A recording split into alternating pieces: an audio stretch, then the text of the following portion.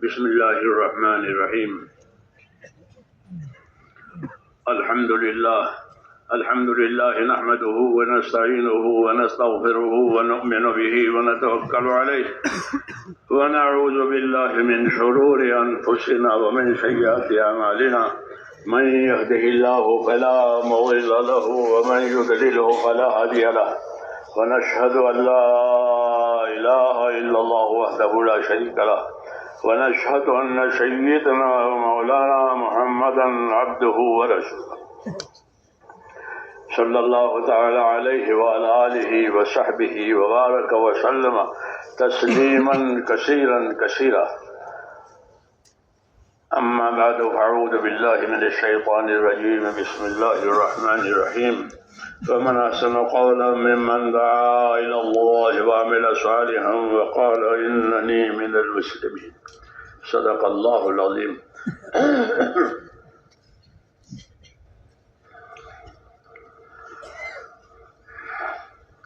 بزرگوں اور پیارے بھائیوں، اللہ نے ہم کو بہت سی نعمتوں سے نوازا ہے، بلکہ بہت سی نعمتوں میں ہمیں ڈانپ دیا ہے. یہ کہا ہے کہ وَأَسْبَغَ عَلَيْكُمْ نِعَمَهُ،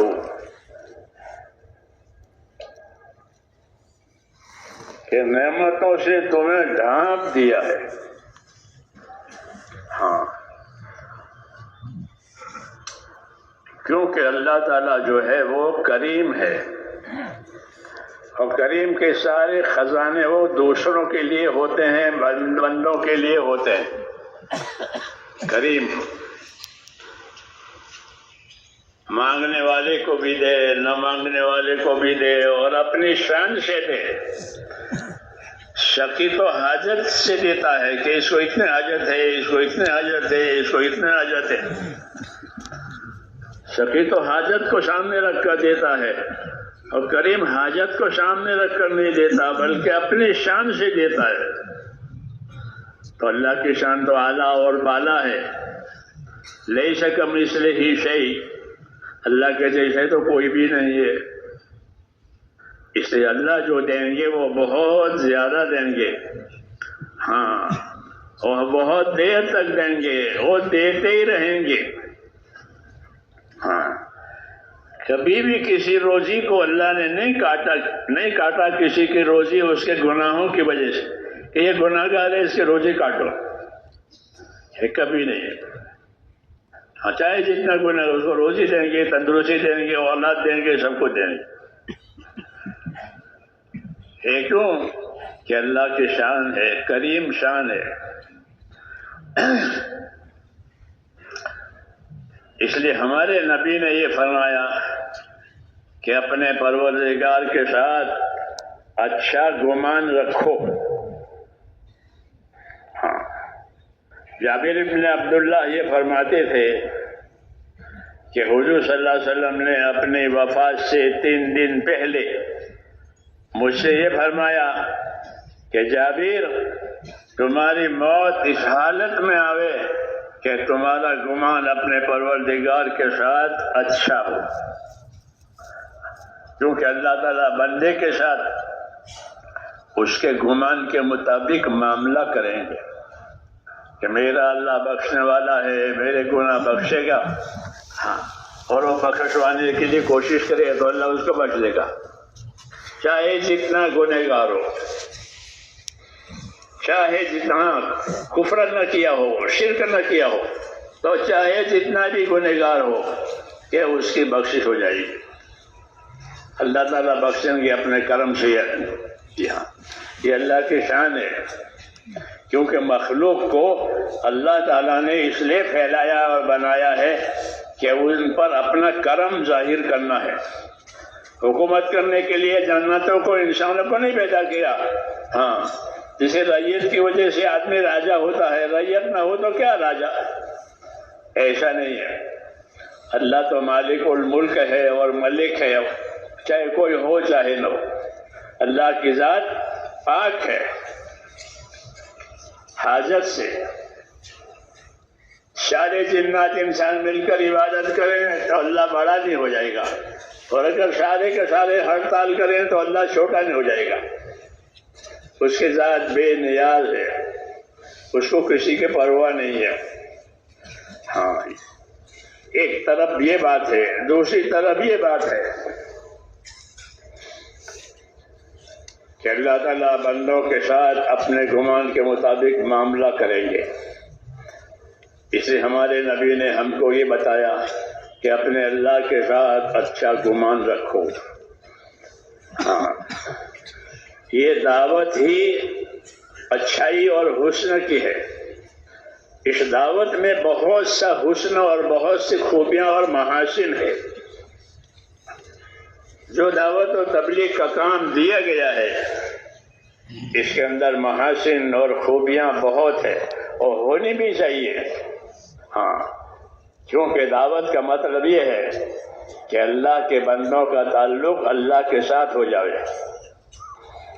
ہاں، کیونکہ بندوں نے غفلت کی وجہ سے اس تعلق کو چھوڑ دیا ہے، اور وہ تعلق عبدیت اور بندگی کا ہے۔ اللہ سے رشتہ داری نہیں ہے کسی کی، بلکہ سب اللہ کے بندے ہیں، وہ پروردگار ہے، وہ معبود ہے۔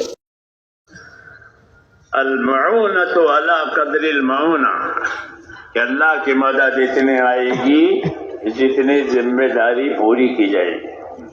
اس لیے اپنی ذمہ داریوں کو جاننا، اپنی ذمہ داریوں کو سمجھنا اور اسے پورا کرنا، یہ ہماری زندگی کا اصلی کام ہے کہ ہماری کیا ذمہ داری ہے اور ان ذمہ داریوں کو کیسے پوری کرنی ہے۔ اسی کے لیے انبیاء کرام آتے تھے اور تبلیغ کرتے تھے اور بات پہنچاتے تھے، کام سمجھاتے تھے۔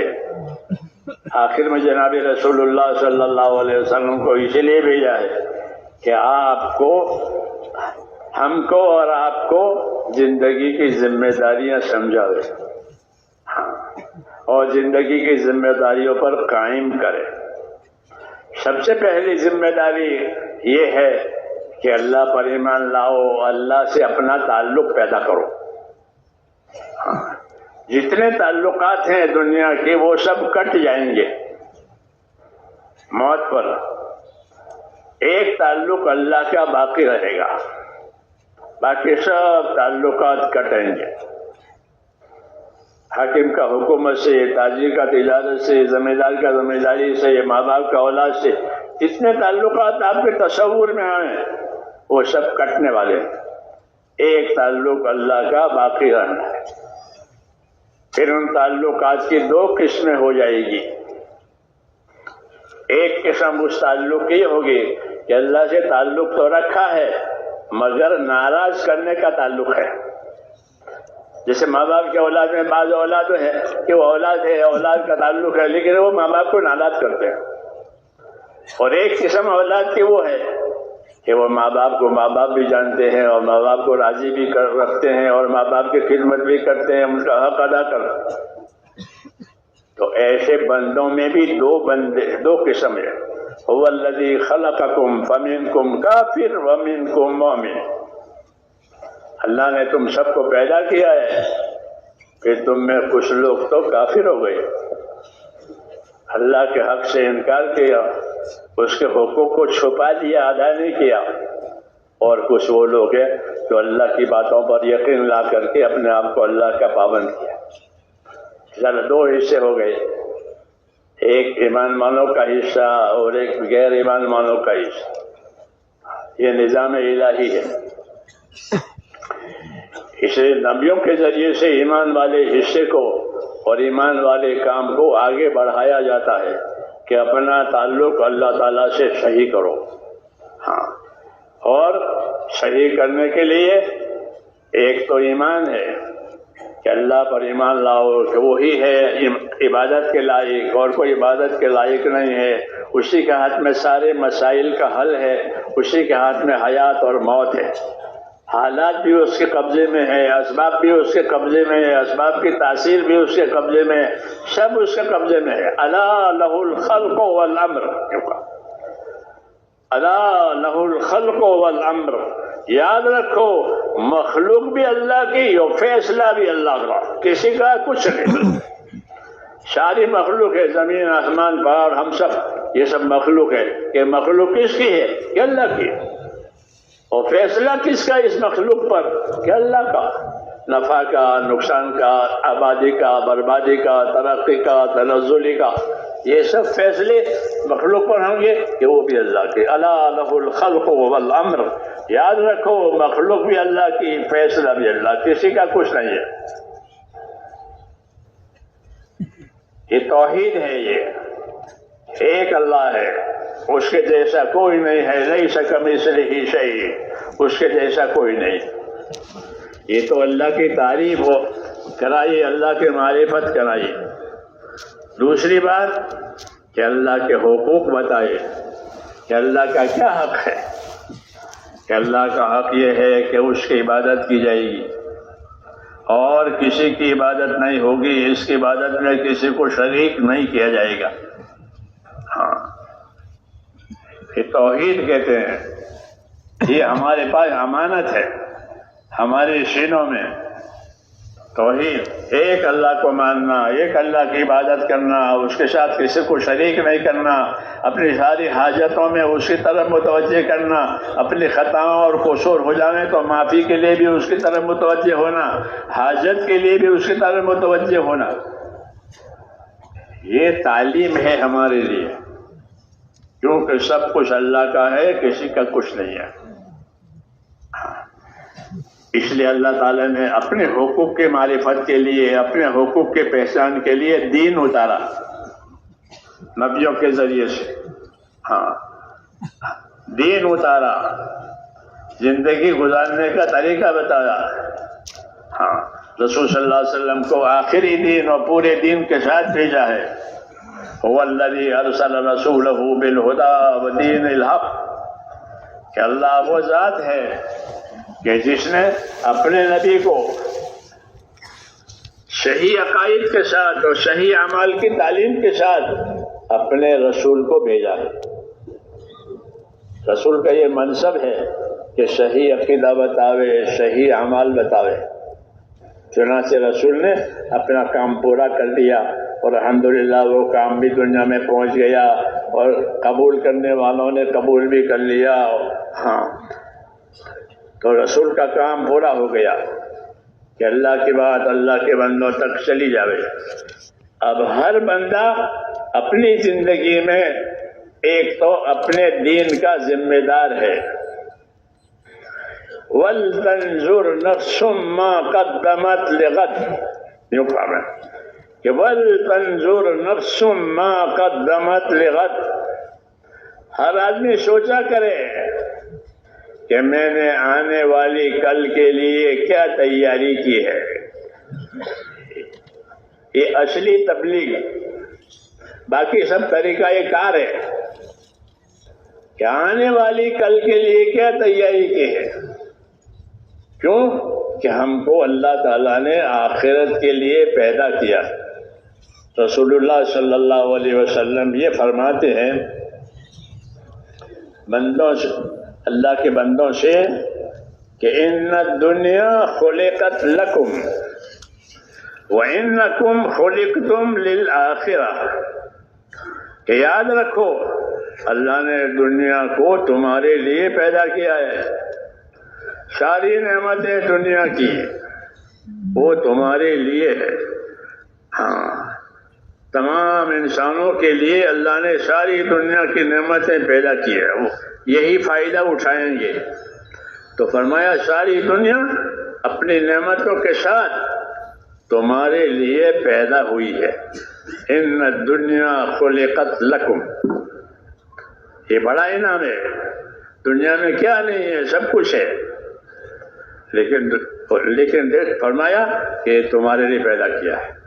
انسانوں کے لیے دنیا کو پیدا کیا، دنیا کی نعمتوں کو پیدا کیا اور دنیا کی نعمتوں کو انسانوں کی خدمت کے لیے، راحت کے لیے پابند کیا ہے.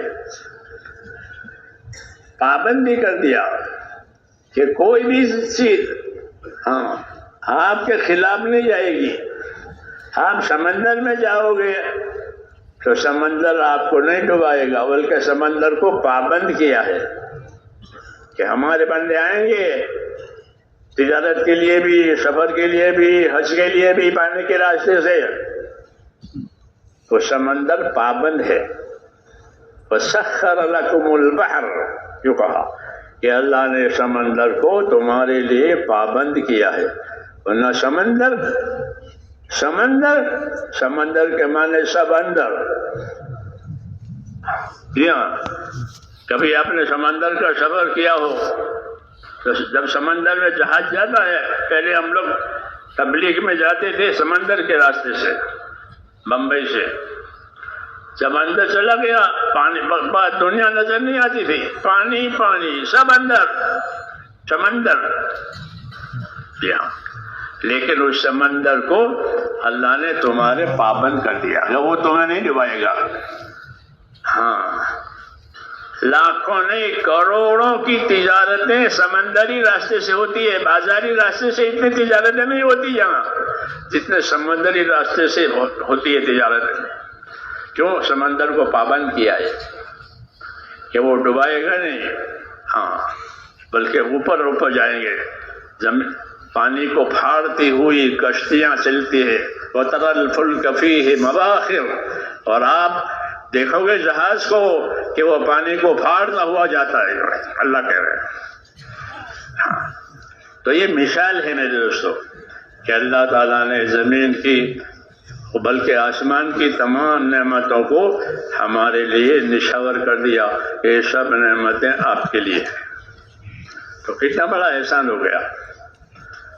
اسی کو حضور صلی اللہ علیہ وسلم فرمایا کہ ان الدنیا خلقت لکم، کہ دنیا تمہارے لیے پیدا ہوئی ہے، اس کو تمہارے لیے پابند کیا ہے۔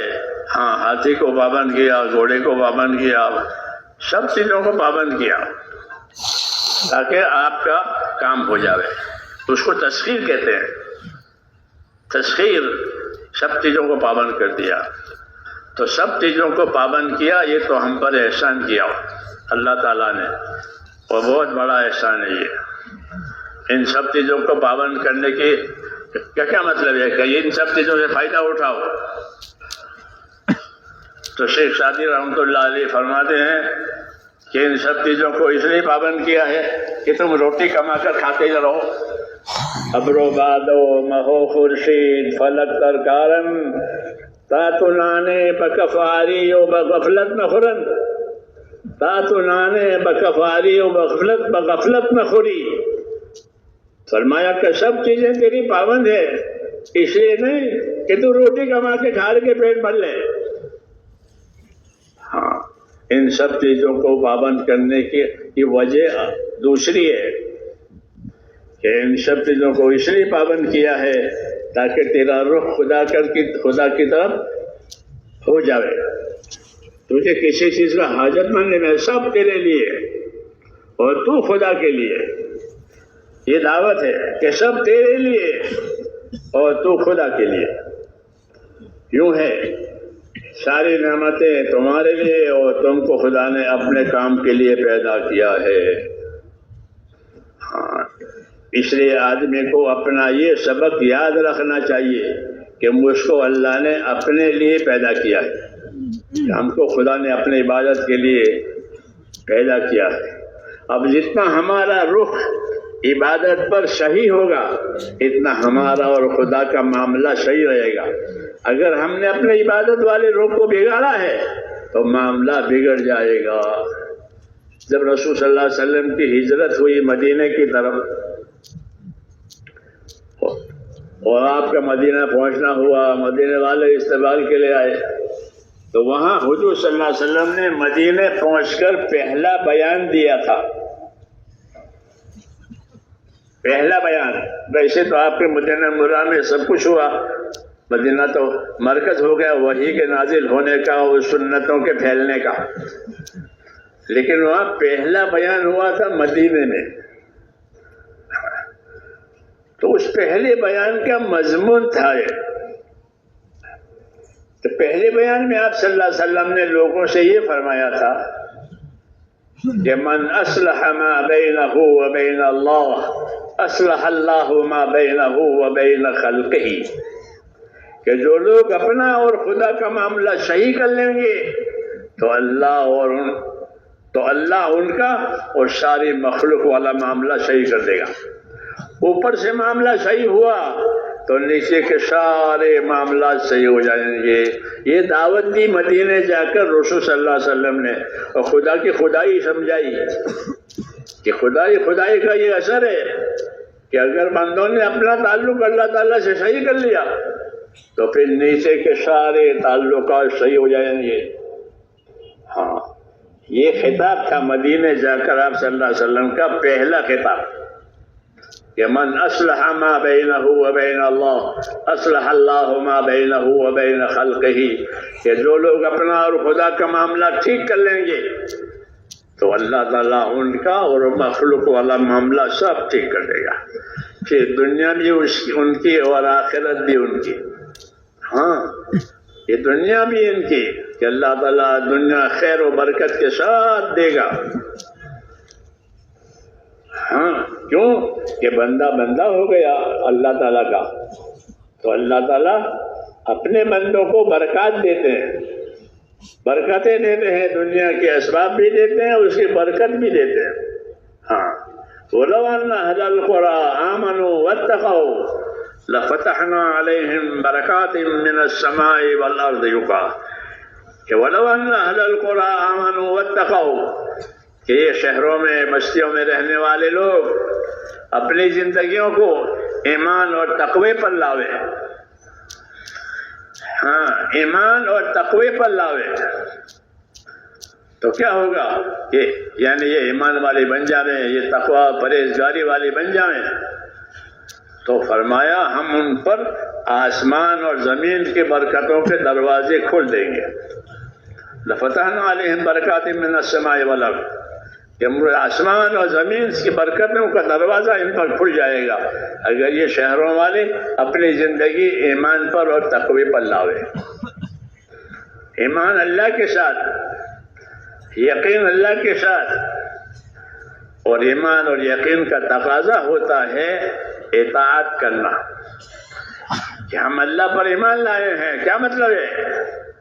کہ اللہ کی اطاعت اور اللہ کی تابعداری کریں گے، ہاں، اپنے من مانی نہیں کریں گے، اور کوئی من مانی کرتا ہو تو اس کا ساتھ بھی نہیں دیں گے، اس میں شرکت بھی نہیں کریں گے، ہاں، بلکہ اللہ کے اطاعت کریں گے۔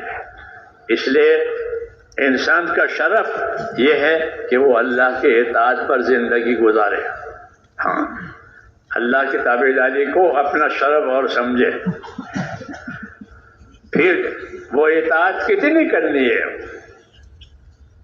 کتنی اطاعت کرنی ہے؟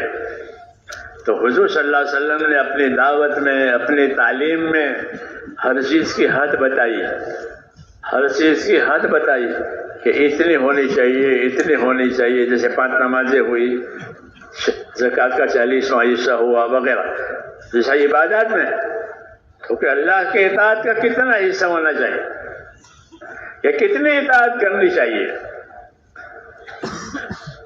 تبلیغ میں نکل کر 4 مہینے اطاعت، 7 مہینے اطاعت، کہ نہ، بلکہ اطاعت کتنی کرنی چاہیے۔ تو حضور صلی اللہ علیہ وسلم اپنی دعاؤں میں ہم کو اس کی بھی تعلیم دیتے ہیں۔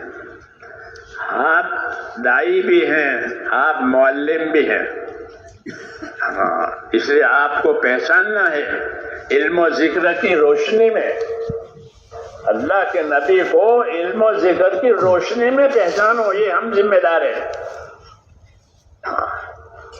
ڈاکٹر کو ڈاکٹری میں لوگ پہچانتے ہیں کہ بہت پرانا ہے، بہت تجربہ کار ہے، وکیل کو وکالت میں پہچان دے، کہ اپنے نبی کو علم و ذکر میں پہچانو، کہ علم کے ذریعے سے نبی نے لوگوں کو جہالت سے بچایا ہے، اور ذکر کی وجہ سے ان کو غفلت سے بچایا ہے۔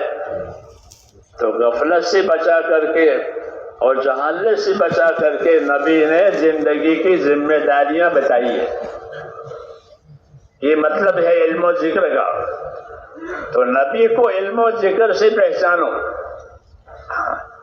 تو میں نے کہا کہ حضور صلی اللہ علیہ وسلم نے ہم کو اللہ کے اطاعت کی دعوت دی ہے کہ اللہ کے اطاعت، تو اطاعت کتنی کرنی ہے؟ تو آپ نے اپنی دعا میں وہ بھی ہم کو سکھایا.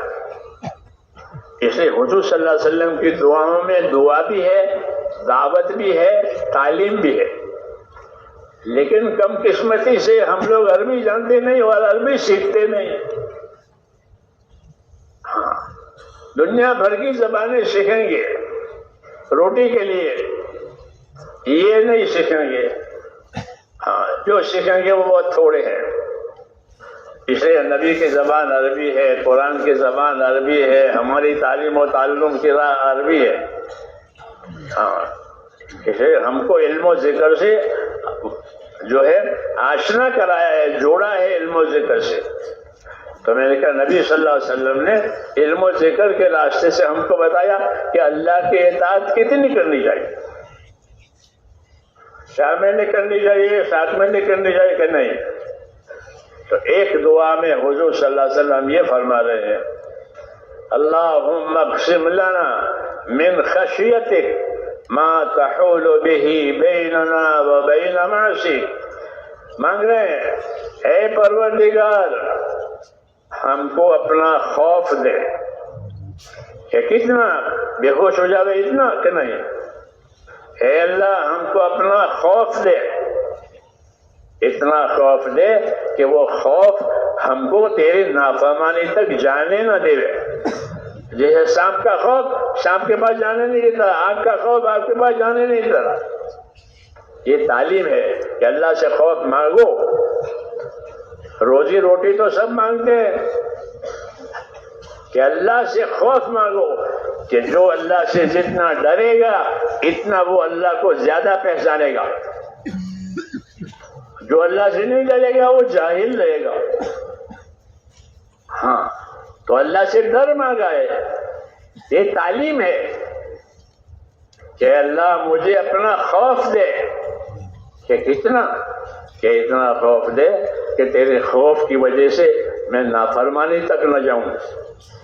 جسے آگ کے خوف کی وجہ سے آدمی آگ تک نہیں جاتا، کہ مجھے اپنا خوف دے کہ میں تیری نافرمانی تک نہ جا سکوں. اور وَمِن طَاعَتِكَ مَا تُبَلِّغُونَا بِهِ جَنَّتَكَ. اللہ اکبر. اور اے اللہ مجھے اپنی اطاعت اور تابعداری نصیب کر. اطاعت، اے اللہ مجھے اپنی اطاعت نصیب کر. کہ کتنی اطاعت؟ 4 مہینے، 6 مہینے، 10 مہینے کہ نہیں. اے اللہ مجھے اپنی اطاعت اتنی نصیب کر، یہ اطاعت مجھے جنت میں لے جا کے چھوڑے. یہ تعلیم ہے، یہ سب سیکھنے کی چیزیں ہیں.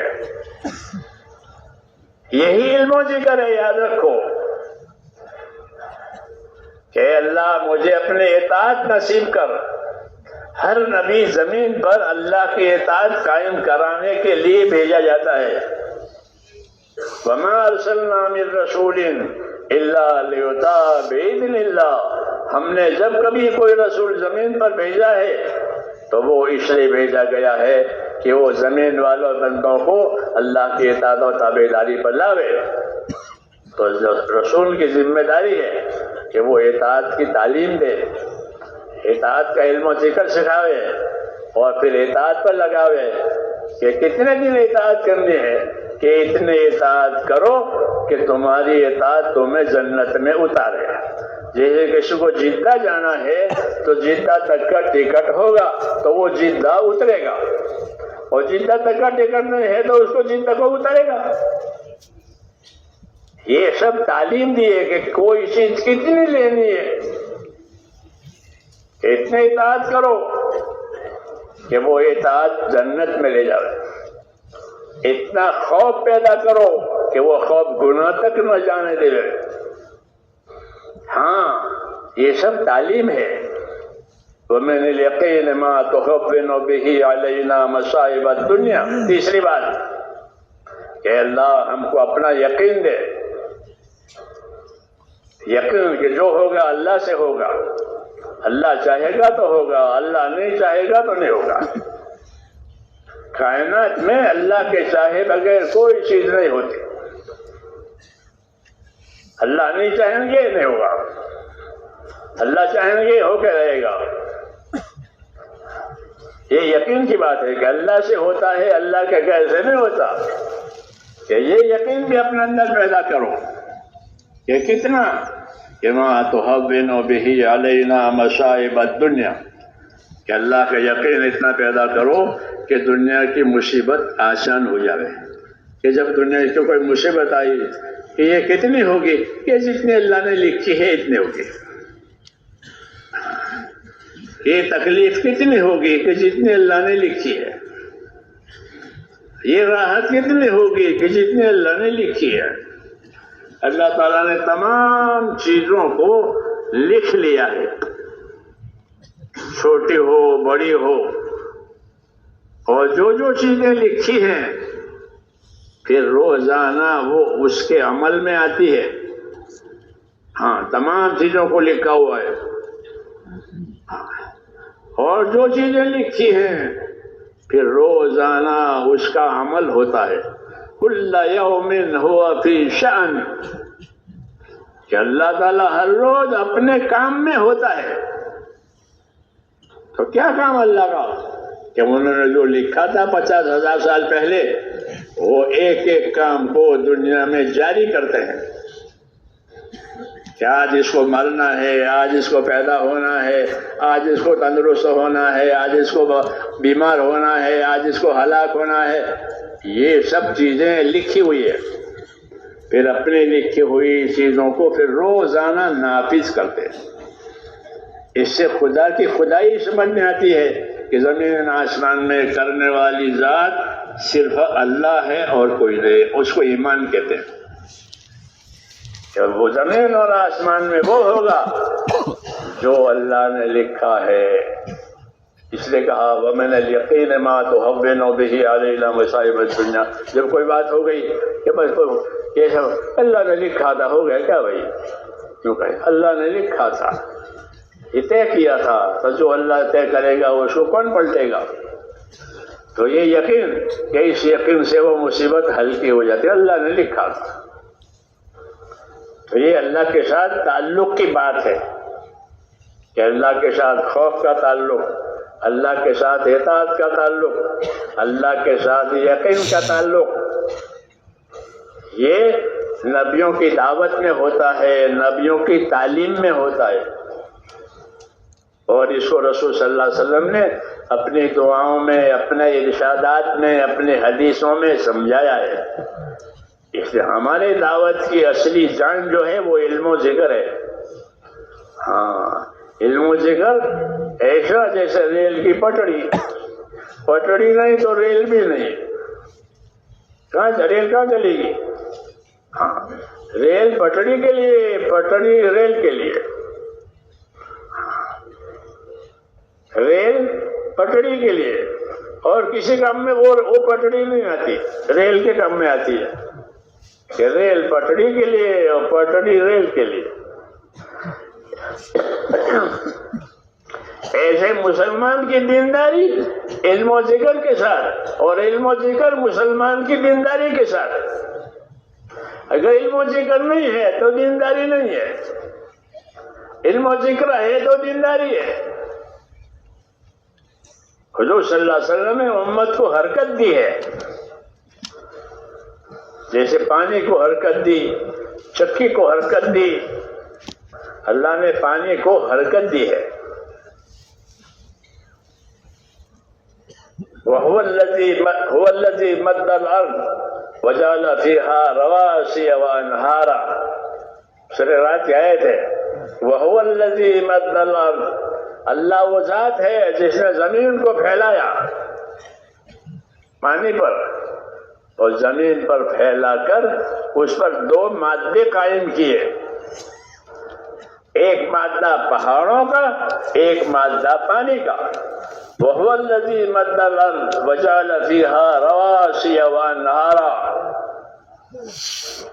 زمین کو پانی پر پھیلایا ہے، اور جب وہ ہلنے لگی تو ان پر پہاڑوں کے کھوٹے لگا دیے. ہاں تو ایک تو زمین پر پہاڑ لگائیے اللہ نے، ہلے نہیں.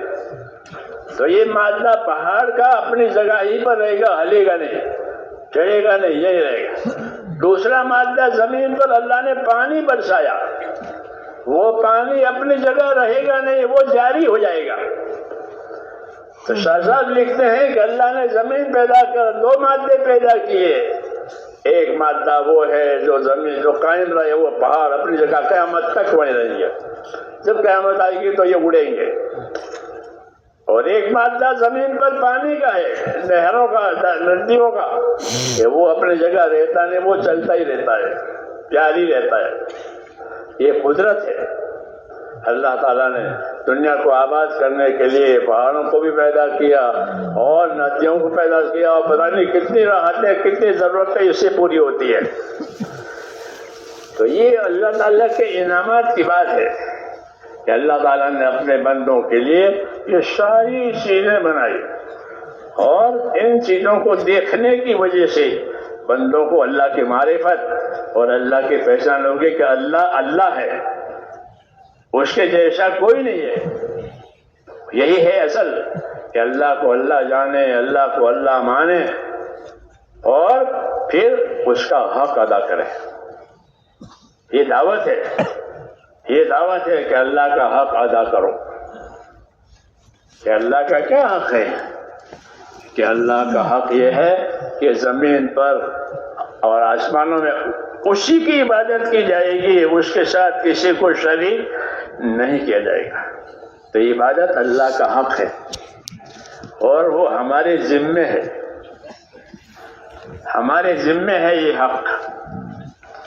حضرت معاذ بن جبل سے حضور صلی اللہ علیہ وسلم نے پوچھا کہ معاذ آپ کو معلوم ہے اللہ کا کیا حق ہے؟ عرض کیا مجھے نہیں معلوم ہے.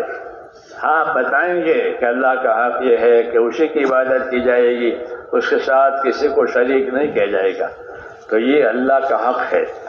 اس دنیا کو اللہ تعالیٰ نے حقوق ادا کرانے کے لیے اور حقوق کی پہچان کرنے کے لیے پیدا کیا ہے. نبیوں کے راستے کی یہ بات ہے، دنیا والوں کی نہیں.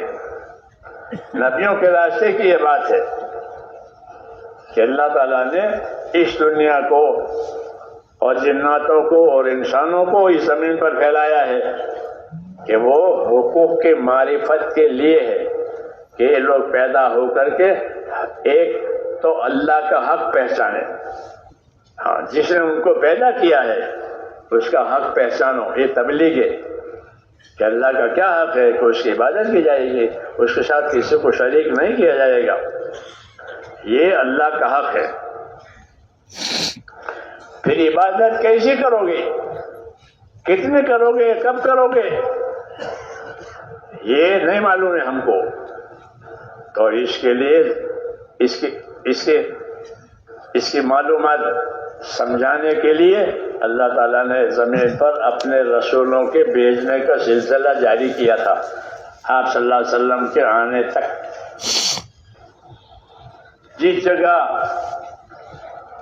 اللہ کے بندوں کو جو ضرورت تھی وہ ضرورت لے کر وہ نبی آیا، اور اس نے ان کی رہبری کی کہ یہ کرو، یہ کرو، یہ کرو.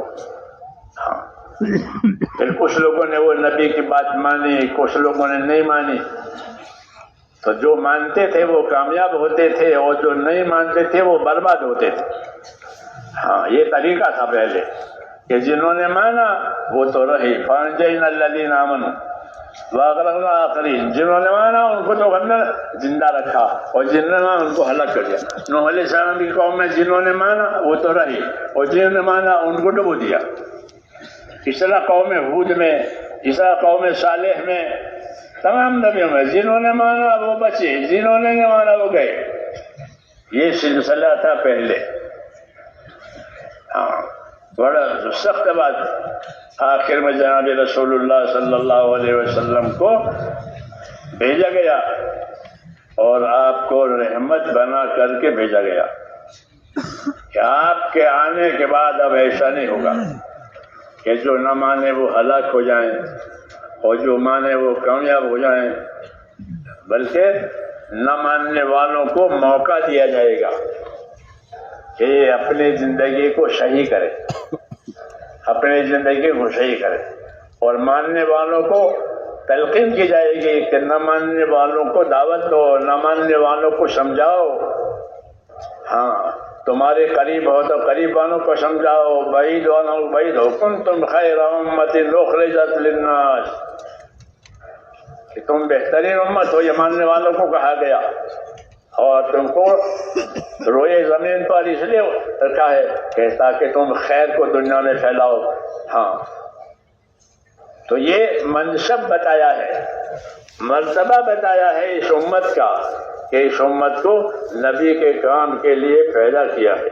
جی ہاں، پھر جب نبی کا کام ہوتا رہے گا تو خیر و برکت آئے گی اور نصرت آئے گی، خیر و برکت آئے گی، اسباب میں، اولاد میں، حیات میں، دعاؤں میں قبولیت آئے گی، ماننے کی وجہ سے، ذمہ داری پوری کرنے کی وجہ سے، اور اللہ کی مدد آئے گی مخالفوں کے مقابلے میں۔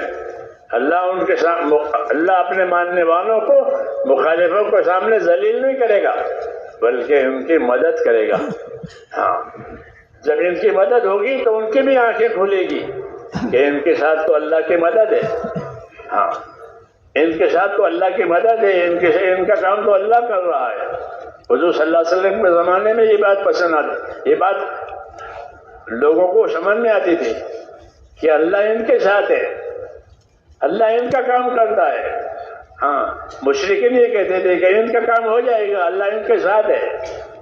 ہاں کیوں کہ اللہ کے اطاعت کرتے ہیں، اللہ کی تابعداری کرتے ہیں، اللہ اپنے مددوں کو ان کے ساتھ کرتے ہیں، آسانیوں کو ان کے ساتھ کرتے ہیں۔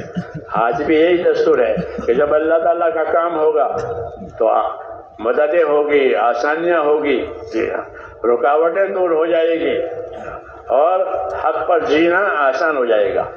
اور یہ اصل مقصد ہے کہ زندگیاں حق پر رہے، زندگیاں حق پر رہے، اللہ کا حق بھی، مخلوق کا حق بھی، دوسروں کا حق بھی۔ ہاں حق کو پہچاننا اور حق پر قائم رہنا یہ ہماری اصلی ذمہ داری ہے کہ حق کو پہچانو۔ حق جو ہے وہ نبی لے کر آتا ہے، هو الذی ارسل رسولہ بالہدی ودین الحق، کہ اللہ وہ پروردگار ہے جس نے اپنے نبی کو بھیجا سچے دین کے ساتھ، صحیح عقائد اور صحیح اعمال کی تعلیم کے ساتھ بھیجا۔ تو اللہ نے اس کام کے لیے، حق کے لیے رسولوں کو بھیجا ہے۔ اب ہماری ذمہ داری یہ ہے کہ ہم اپنے رسول کی باتوں کو اپنے دھیان میں لائیں، ہاں اپنے علم میں لائیں۔ اس کو علم و ذکر کہتے ہیں۔ یہ تیسرا نمبر ہے۔ تیسرا نمبر جو ہے وہ ہم کو دنیا والوں سے ممتاز کرے گا۔ باقی کھائیں گے سب، کمائیں گے سب، بچے پیدا کریں گے سب، مکان بنائیں گے سب، اس میں سب شریک ہے، لیکن ہم کو دنیا والوں سے اللہ ممتاز کرے گا۔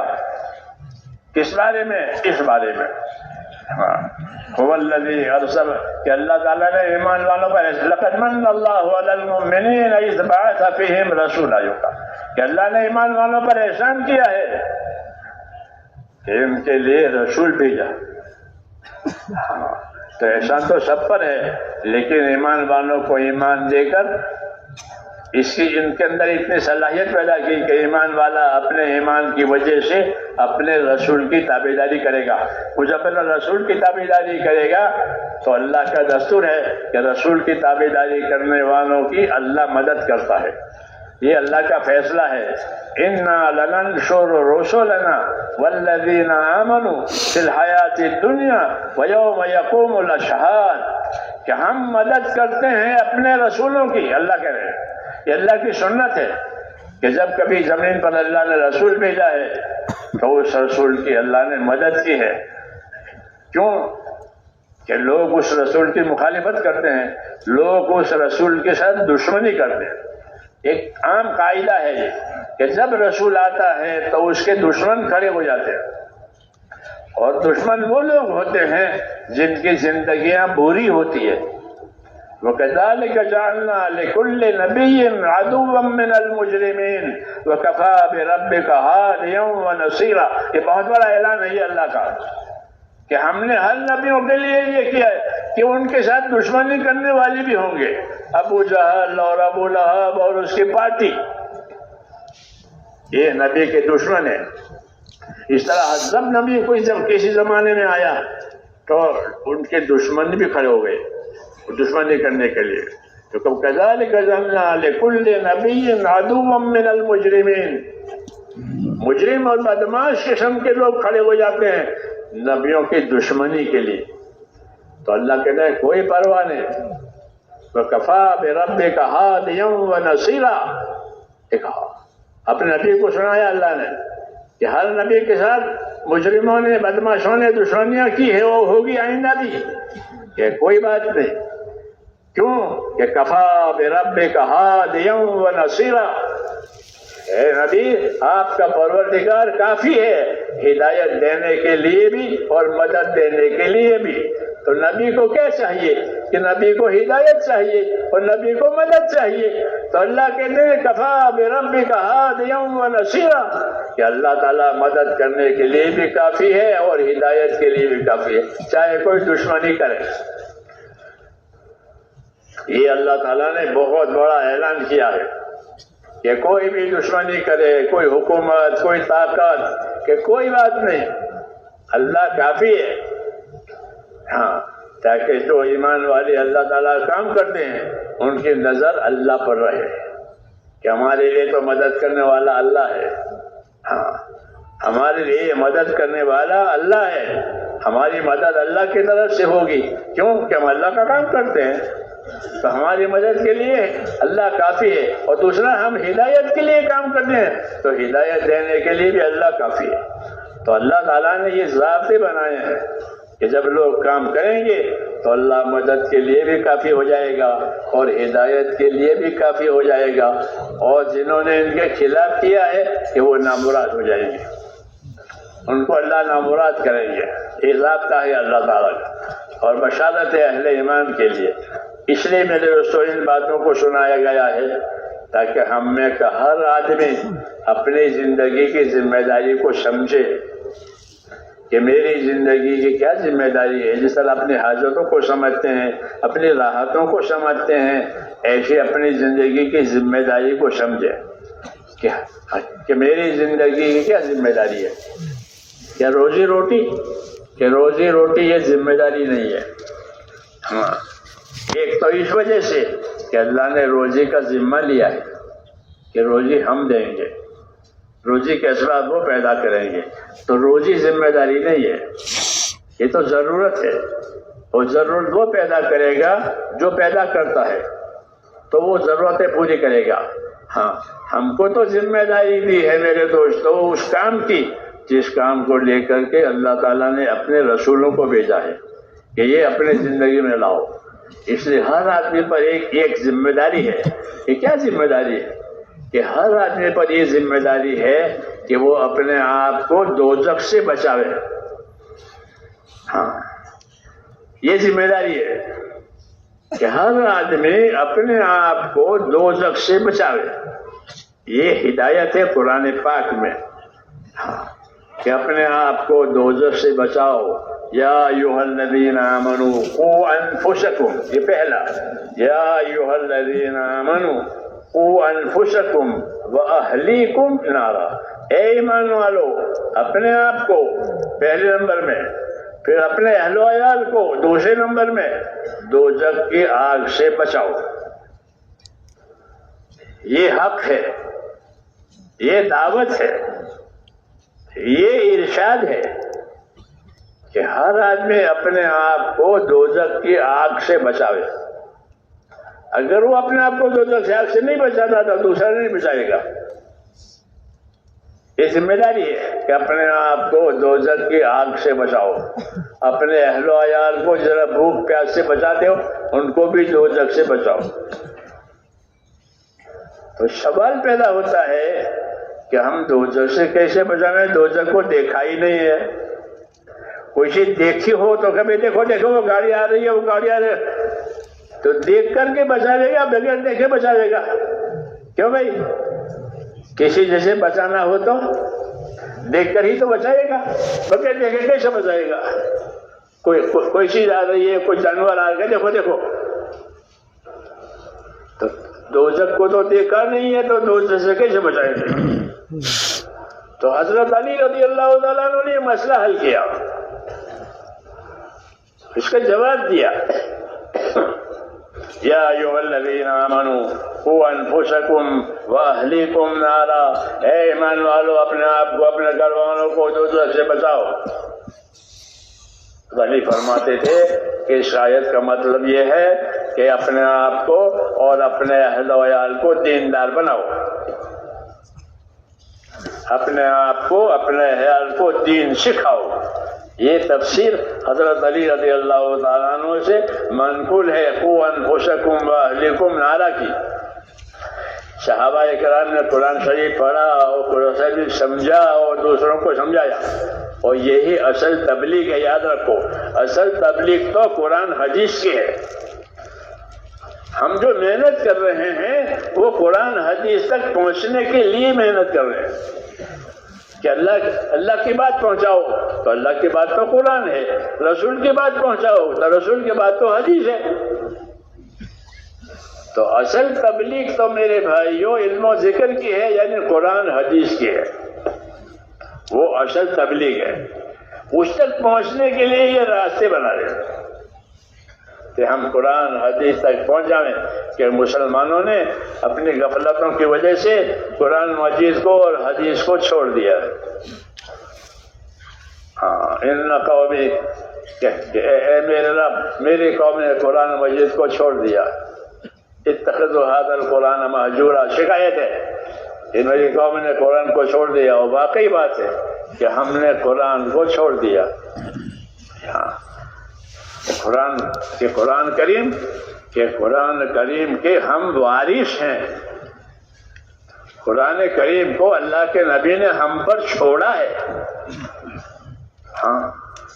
جیسے دین کو ہم پر چھوڑا ہے ایسے قرآن کریم کو بھی ہم پر چھوڑا ہے۔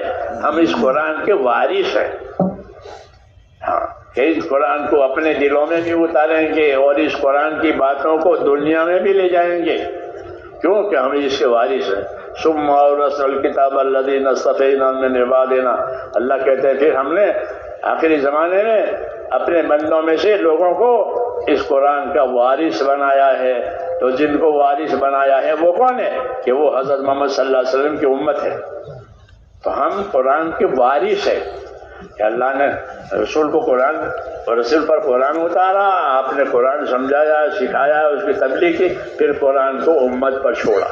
تو ہماری تبلیغ جو ہے وہ تو اصل قرآن حدیث ہے۔ اس تک پہنچنے کے لیے یہ سب طریقہ یہ کار ہے، ابھی وہاں پہنچے نہیں ہیں۔ وسنہ تبلیغ تو قرآن حدیث کی ہے۔ بلغوا عنی، نبی کہتے ہیں بلغوا عنی، میری بات پہنچاؤ چاہے ایک بات ہو، اور اللہ کہتے ہیں کہ بلغ ما انزل الیک، اے نبی جو آپ پر نازل ہوا ہے وہ آپ پہنچاؤ۔ تو نبی قرآن پہنچاوے اور نبی کی امت حدیثیں پہنچاوے، یہ اصل تبلیغ ہے۔ علم و حدیث کا یہی مطلب ہے، علم و حدیث، علم و ذکر کا یہی مطلب ہے کہ ہم دنیا میں پھریں گے علم و ذکر کے ساتھ، کہ علم و ذکر ہماری وجہ سے پھیلے گا، کہ اللہ نے جو علم اتارا ہے کامیابی کے لیے اور جو ذکر اتارا ہے اطاعت کا، وہ یہ دونوں ہمارے چکر لگانے سے دنیا میں پھیلے گا۔ جس طرح چکی کا پاٹ چلتا ہے تو آٹا چاروں طرف گرتا ہے۔ نبی نے امت کو حرکت دی ہے، نبی نے امت کو حرکت دی ہے، تو یہ حرکت خالی کھلی نہیں ہے، بلکہ یہ حرکت اس کے ساتھ ہے۔ اس طرح چکی کی حرکت کہ دانا آٹا کے ساتھ ہے، ایک طرف دانا ہے ایک طرف آٹا ہے، اور اسی بیچ میں چکی کی حرکت ہے۔ تو اس طرح ہماری حرکت جو اصل وہ تو علم و ذکر کے ساتھ ہے، جیسے کہ چکی کی حرکت دانا اور آٹے کے ساتھ ہے، مسلمانوں کی حرکت اور تبلیغ علم و ذکر کے ساتھ ہے، کہ علم پھیلائیں گے اور جہالت دور ہوگی۔ ذکر پھیلائیں گے غفلت دور ہوگی. جب ان کے پاس صحیح علم آئے گا تو وہ اللہ کے حق کو پہچانیں گے, اللہ کے رسول کے حق کو پہچانیں گے, اپنے حق کو پہچانیں گے کہ میرا کیا حق ہے. تو اللہ کا جو علم ہے وہ حقوق کی پہچان کرانے کے لیے ہے. جب اللہ کا علم بھی ہمارے پاس نہیں ہوگا تو ہم ایک دوسرے کے حق کو نہیں پہچانیں گے, جانور ہو جائیں گے. جانور ایک دوسرے کے حق کو نہیں پہچانتا, ایک جانور دوسرے جانور کو مار کے کھا جاتا ہے. اس حیوانیت میں سے ہم کو نکالا ہے. ہاں, یہ رسول صلی اللہ علیہ وسلم کا کام ہے کہ آپ نے انسانوں کو حیوانیت میں سے نکالا, اندھیروں میں سے نکالا, اندھیروں میں سے نکالا. کہ کہاں؟ کہ نور ہدایت پر لائے, نور ہدایت پر لائے کہ اب یہ راستہ ہے, قل ھذہ سبیلی ادعو الی اللہ, یہ راستہ ہے اور میں اللہ کی طرف بلاتا ہوں اور کسی کی طرف نہیں بلاتا. ہاں, کہ ہماری دعوت میں ہم اللہ کے بندوں کو اللہ کی طرف بلائیں گے, اللہ کی عبادت کی طرف بلائیں گے. پھر اللہ جن جن لوگوں کی طرف ہم کو متوجہ کرے ہم ان کی طرف متوجہ ہو جائیں گے. اس لیے پہلا حق اللہ کا کہ اللہ کی عبادت کی جائے گی. ہاں, اللہ کو پہچانا جائے گا, دلوں سے اللہ کی طرف رجوع کریں گے. دلوں کا رجوع اللہ کی طرف اس کو انابت کہتے ہیں کہ اپنے دلوں کا رجوع اللہ کی طرف کرو, اس کو انابت کہتے ہیں کہ اندر سے رجوع اللہ کی طرف ہے. گناہ ہو گیا تو توبہ کر کے رجوع کرے, اطاعت ہو گئی تو شکر کر کے اطاعت کرے. ہر حال کا دین حاصل کرنے کی وجہ سے اللہ تعالیٰ کی طرف صحیح رجوع ہوگا. وَأَنِيبُوا إِلَىٰ رَبِّكُمْ, یہ حکم ہے کہ اپنے پروردگار کی طرف سے رجوع, اپنے پروردگار کی طرف رجوع کرو. جب ہر حال کا دین آئے گا تو اللہ کی طرف رجوع ہوگا, کہ دل اللہ کی طرف رجوع ہو جائیں گے. اطاعت ہوگی تو اطاعت پر قائم رہے گا, گناہ ہوگی تو توبہ کرے گا. ہاں, نعمت آئے گی تو شکر کرے گا, مصیبت آئے گی تو صبر کرے گا. یہ دلوں کے رجوع کا مطلب ہے کہ دل رجوع کریں گے اللہ کی طرف, کہ ان کی یہ حالتیں ہوگی. اسے کہا وَأَنِيبُوا إِلَىٰ رَبِّكُمْ, اپنے پروردگار کی طرف سے, اپنے پروردگار کی طرف دل سے رجوع کرو. اللہم اقبل بقلبی الی دینک, دعاؤں میں ہے کہ اے اللہ مجھ کو میرے دل کے ساتھ اپنے دین کی طرف متوجہ کر.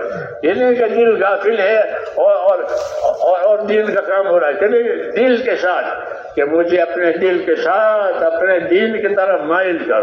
اللہم اقبل بقلبی الی دینک, تو دلوں کے ساتھ اللہ کی طرف مائل ہونا اس کو انابت کہتے ہیں, اور انابت پر ہدایت ملتی ہے.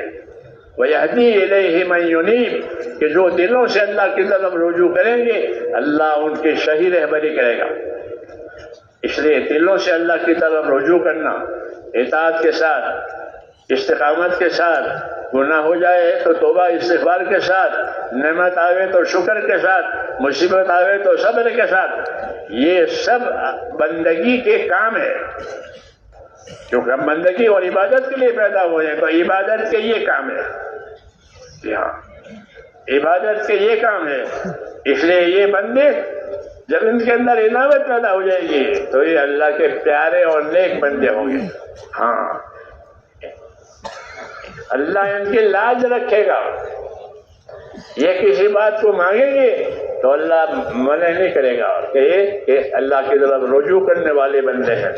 ہاں, اس لیے دعوت دی ہے کہ اپنے دلوں سے اللہ کی طرف رجوع, اور دلوں سے رجوع کرنے کے ساتھ اوپر سے تابعداری, سر سے لے کر پاؤں تک اپنے آپ کو دیندار بناؤ. وَأَنِيبُوا إِلَىٰ رَبِّكُمْ وَأَسْلِمُوا لَهُ, یہ دوسرا حکم کہ دلوں سے بھی اللہ کی طرف متوجہ ہو جاؤ, غیر خدا کی طرف نہیں, اور دلوں سے متوجہ ہو کر کے باہر سے مسلم بنو. وَأَسْلِمُوا لَهُ, باہر سے مسلم, کہ مسلم جس کو کہتے ہیں کہ مسلم کا معنی ہے اللہ کی تابعداری کے لیے گردن جھکا دے.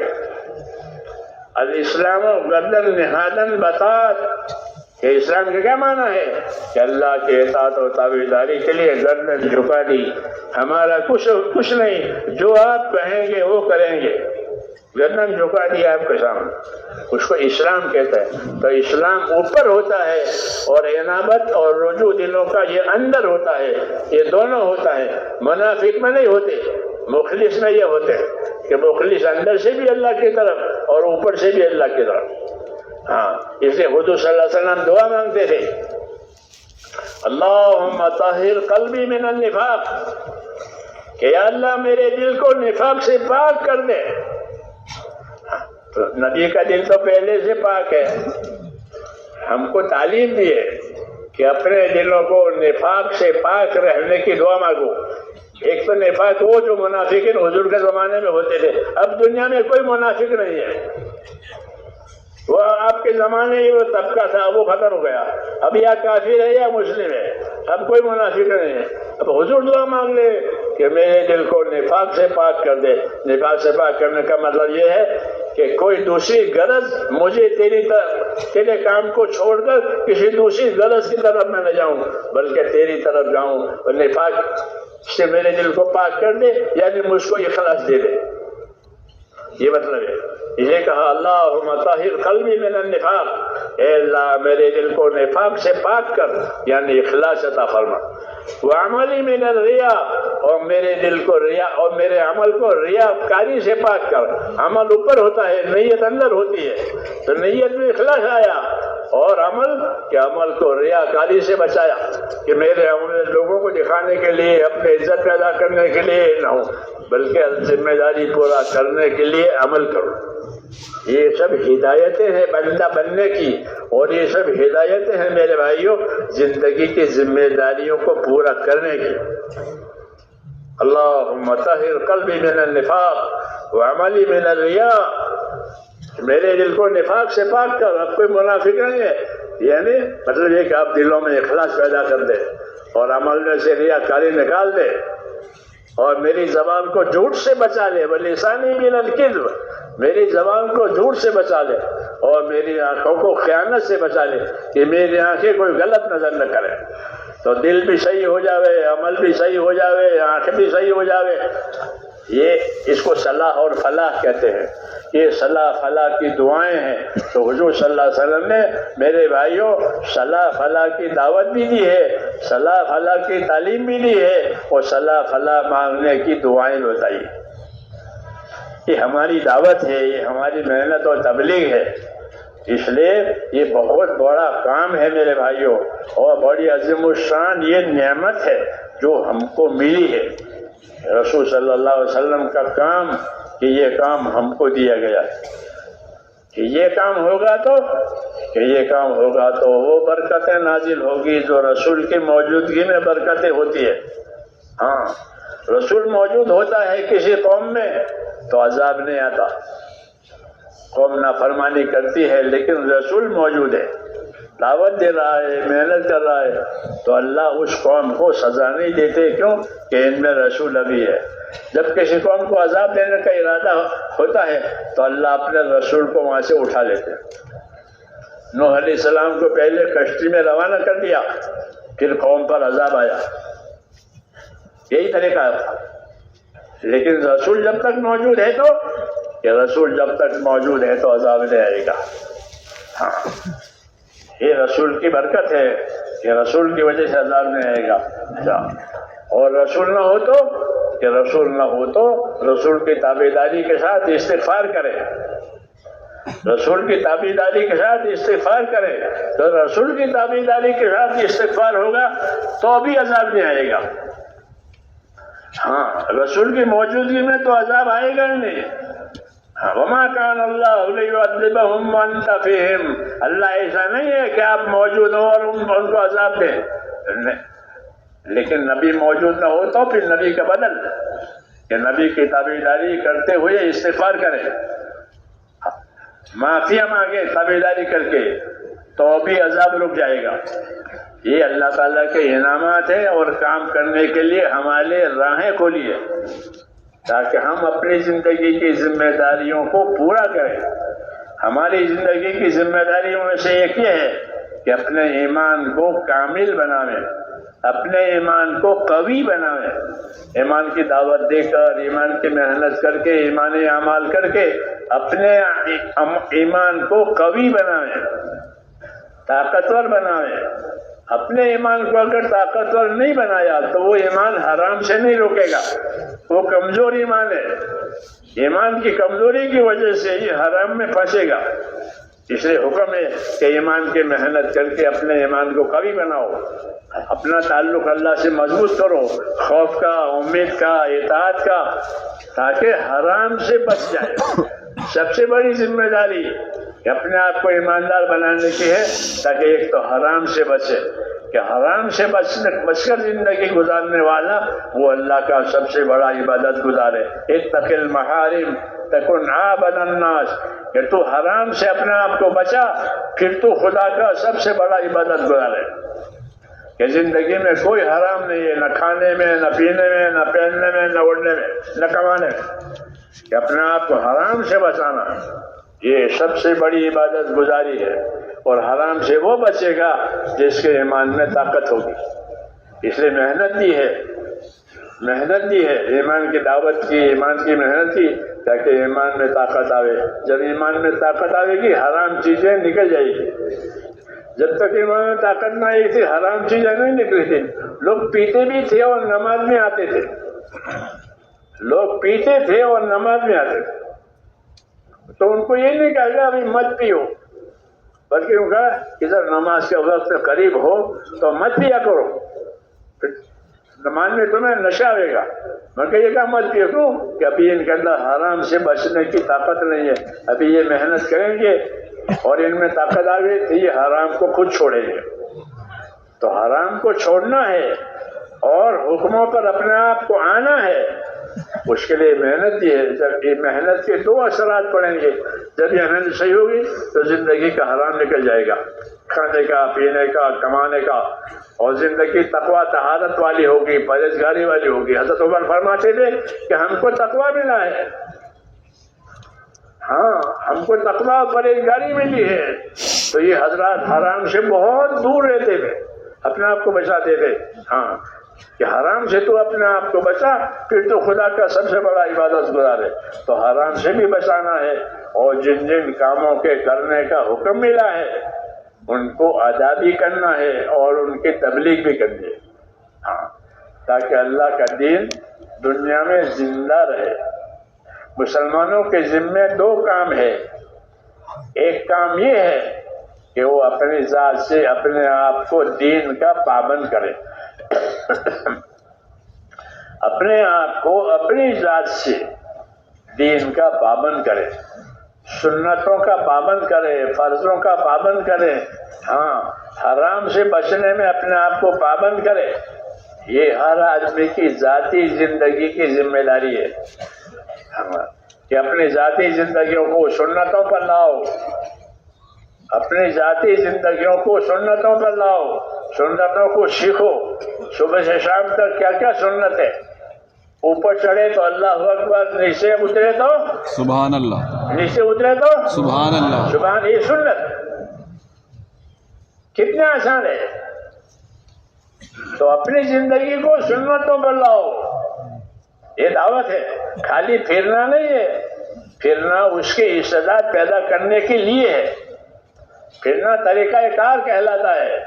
جیسے زمین میں کھاد دینا، پانی دینا، جو چیزیں غلط اگ گئی ہے اس کو نکالنا، یہ ضروری اس لیے ہے تاکہ اگلی چیز کہ کیا بویا کیا کاٹا وہ ہاتھ میں آوے۔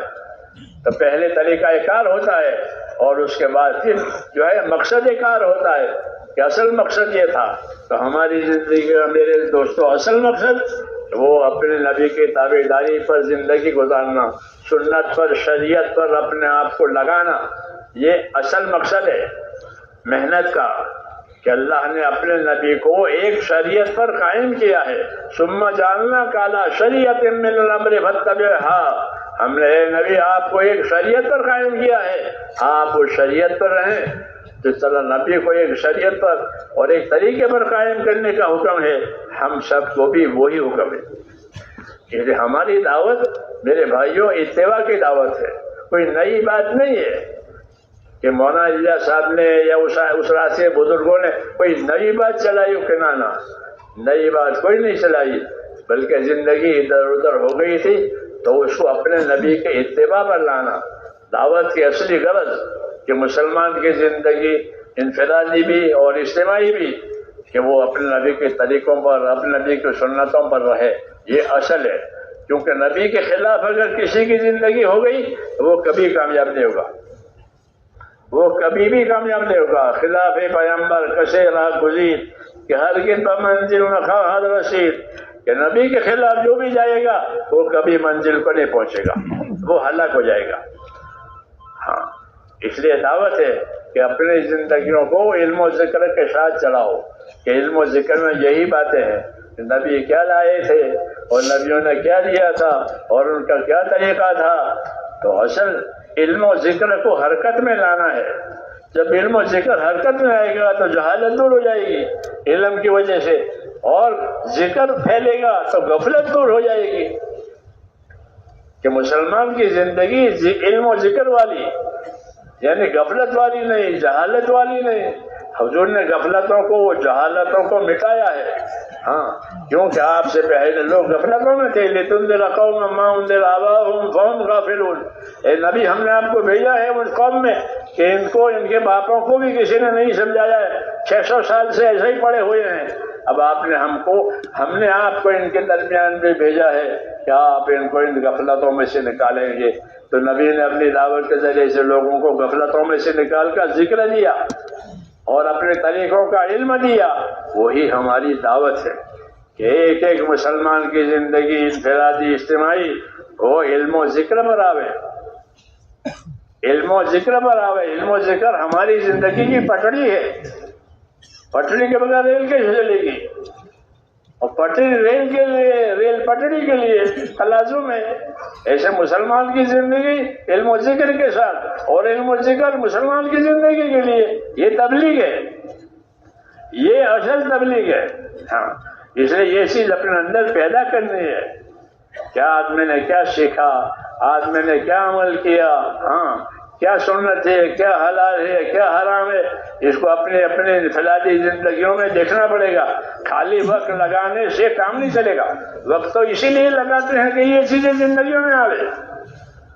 ہاں، وقت لگانے کا حساب اسی کے لیے ہے کہ جو کرنے کی چیزیں ہیں اس کے ہم پابند ہو جائیں، اور جو نہ کرنے کی چیزیں ہیں وہ ہماری زندگیوں میں سے نکل جائے۔ تو علم و ذکر زندگیوں میں آئے گا، اور غفلت اور جہالت اس کے مقابل کی چیز ہے، وہ زندگیوں میں سے نکل جائے گی۔ یہ دعوت ہے اور یہ محنت ہے، اسی کا اصل چیز یہی ہے۔ جب یہ آئے گی تو اللہ تعالیٰ کے حقوق بھی ادا ہوں گے اور اللہ کے بندوں کے حقوق بھی ادا ہوں گے علم و ذکر کی روشنی میں، کیونکہ علم و ذکر میں دونوں کے لیے ہے۔ اللہ کا یہ حق ہے، رسول کا یہ حق ہے، اور اللہ کے بندوں کا یہ حق ہے، پڑوسی کا یہ حق ہے۔ ہاں، وہ علم و ذکر میں یہ ساری باتیں ہیں۔ فضائل کی کتابیں آپ پڑھو گے، حضرت شیخ رحمۃ اللہ علیہ نے، اللہ ان کو اجر عظیم عطا فرماوے، بہت بڑی رہبری کی ہے ان نمبروں کے سمجھنے کے لیے ان کتابوں میں۔ ہاں، لیکن آپ کوئی کتاب نہیں پڑھتے، کتاب پڑھنا تو چھوڑ ہی دیا، ایک دوسری بلا آ گئی ہے اس کو دیکھتے رہتے ہیں۔ اس لیے جہالت دور نہیں ہوتی، اور دعوت اور نبی کی محنت اصل جہالت کو مٹانے کے لیے ہوتی ہے کہ زندگیاں جہالت میں سے نکلے، زندگیاں غفلت میں سے نکلے، اور علم و ذکر پر، اطاعت پر قائم ہو جائے۔ وما ارسلنا من رسول الا لیطاع باذن اللہ، کہ ہم نے رسول کو رسول بنا کر اس لیے تو بھیجا ہے تاکہ لوگوں کی زندگی اللہ کے اطاعت پر آوے، کہ اطاعت اصل ہے، اطاعت اصل ہے، اطاعت ہی سے جنت ملے گی۔ جی ہاں، اطاعت ہی سے جنت ملے گی، اطاعت ہی سے ہدایت ملے گی۔ اس لیے میرے بھائیوں، ہم اس کام کو کریں اور خوب سمجھ کر کریں۔ اس کو ایک روٹین اور ایک رواج نہیں بنانا ہے، ہاں، بلکہ سمجھیں کہ یہ بہت بڑا کام ہے۔ علم و ذکر کے ساتھ یہ چلے گا، اخلاص کے ساتھ یہ چلے گا، انصاف کے ساتھ یہ چلے گا، یعنی اس محنت سے یہ چیزیں زندہ ہوگی۔ علم و ذکر آئے گا، انصاف آئے گا، احسان آئے گا۔ جب انصاف احسان ہوگا تو بندوں کے حقوق کی حفاظت ہوگی۔ علم و ذکر آئے گا تو اللہ رسول کے حقوق کی حفاظت ہوگی۔ یہ ہے ترتیب اس کی. اس لیے اس کام سے اللہ سے سمجھ مانگنی ہے. ہاں کہ اللہ ہمیں اس کام کی سمجھ دے. ہاں کہ اللہ سے مانگو اس کی سمجھ. اللہم الہمنا ما لا شرع امورنا. معصور دعا ہے کہ جو ہمارے رشد و ہدایت کی چیزیں ہیں یا اللہ وہ ہم کو عطا فرما. نفس کے شرور سے ہماری حفاظت فرما. یہ دعائیں اس لیے دعائیں بھی مانگنی ہے اور اپنی زندگی کی ذمہ داریوں کو پورا کرنے کے لیے محنتیں بھی کرنی ہے، حرکت بھی کرنی ہے. یہ امت کی خصوصیت ہے کہ حضور صلی اللہ علیہ وسلم نے امت کو حرکت پر چھوڑا ہے. ہاں امت کو حرکت پر چھوڑا ہے تاکہ اس امت کے ذریعے سے دنیا میں خیر پھیلے اور شر مٹے، روشنی آوے، اندھیرا دور ہو جاوے. لتخرج الناس من الظلمات الى النور. کہ نبی کو بھیجا ہے تاکہ اندھیروں میں سے نکالے لوگوں کو اور نور ہدایت پر لاوے. تو نبی نے وہ ساری باتیں ہم کو دی ہے، پھر امت کو حرکت دی ہے تاکہ دنیا والوں کو اندھیروں میں سے نکالے، صحیح راستے کی رہبری کرے. جس کی دعا مانگی ہے رب اعنی علی ذکرک و شکرک و حسن عبادتک. مثلاً دعا ہے نماز کے بعد کہ یا اللہ میری مدد کر. کس بات پر؟ کہ میں تیرا ذکر کرنے والا بنوں، یعنی تیری اطاعت کرنے والا بنوں، تیرے حکموں کے پورا کرنے والا بنوں، اور نعمت آوے تو شکر کرنے والا بنوں. اعنی علی ذکرک و شکرک. میری مدد کر کہ میں تیرا ذاکر بنوں، میری مدد کر کہ میں شاکر بنوں. کیونکہ آدمی کی طرف اللہ کے احکام بھی آتے ہیں اور اس کے نعمتیں بھی آتی ہیں. تو نعمتوں کے لیے شکر کی دعا مانگی ہے اور احکام کے لیے ذاکر بنایا، پابند بنایا ہے. یہ مصنون دعائیں اس میں تعلیم ہے. اس لیے مصنون دعاؤں کو بھی سیکھنے کی ضرورت ہے. اس میں بھی تعلیم ہے ہمارے لیے کہ کیا مانگو گے اور مانگ تو کیا یہ سمجھو یہ مانگو. تو حضور صلی اللہ علیہ وسلم ہر بات میں نبی ہے. اپنی دعا میں بھی نبی، اپنی دعوت میں بھی نبی، اپنی تعلیم میں بھی نبی، اپنی تبلیغ میں بھی نبی. ایسا نبی دیا ہے رحمت. اس لیے اپنے آپ کو اس کام پر صحیح معنی میں ڈالنے کی ضرورت ہے اور اللہ سے مانگنا ہے. تو اس کے لیے تیار ہیں حضرت؟ انشاءاللہ سب نیت کرو. خالی پھرنا نہیں ہے، پھرنا تو ضروری ہے یکسوئی کے لیے، لیکن پیدا کرنی ہے یہ باتیں. تو تیار ہیں آپ اس کے لیے؟ اللہ تعالیٰ توفیق دے. بتاؤ ہاں کون کون کتنا اپنے آپ کو پیش کریں گے؟